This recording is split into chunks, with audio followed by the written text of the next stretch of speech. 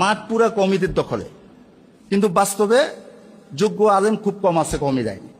এরা বলে যে কওমি মাদ্রাসায় যোগ্য আলেম নাই। তো ভাই এটা বাদ দেন, আপনাদের মুফাসসির পরিষদের 14 গোষ্ঠী যা আছে সব আলেমদেরকে একত্রিত করে একটা পাল্লায় উঠায় দেন, আর আমাদের কওমি মাদ্রাসার একজন আলেমকে এক পাশে বসান, দেখেন তো কার যোগ্যতা কতটুকু।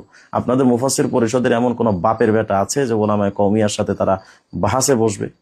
একটা মানুষকে আপনি হিম্মত করেন, এই যে আবুল কালাম আজাদ বাশার সবচেয়ে বড় আলেম মনে করেন ওকে, ওনারা আপনারা বলেন রাজি করান, কিয়ামত পর্যন্ত আপনাদেরকে সময় দিলাম, ওনার বিষ খাবে কিন্তু আমাদের সাথে বাহাসে বসবে না। আপনারা চ্যালেঞ্জ গ্রহণ করেন, মুফাসসির পরিষদ থেকে, জামাত ইসলামের সমস্ত ওলামায়ে কেরাম থেকে, বিজ্ঞ পরিচিত আলেমদের থেকে 5 জনকে আপনারা সামনে আনেন, আমাদেরকে 5 জনকে সামনে রাখেন। যদি আপনাদের বাপের ক্ষমতা থাকে তো আমাদের সামনে এসে দাঁড়ান। যোগ্যতা কার কতটুকু সেটা তো বাস্তবে জাতির সামনে আসলে দেখা যাবে।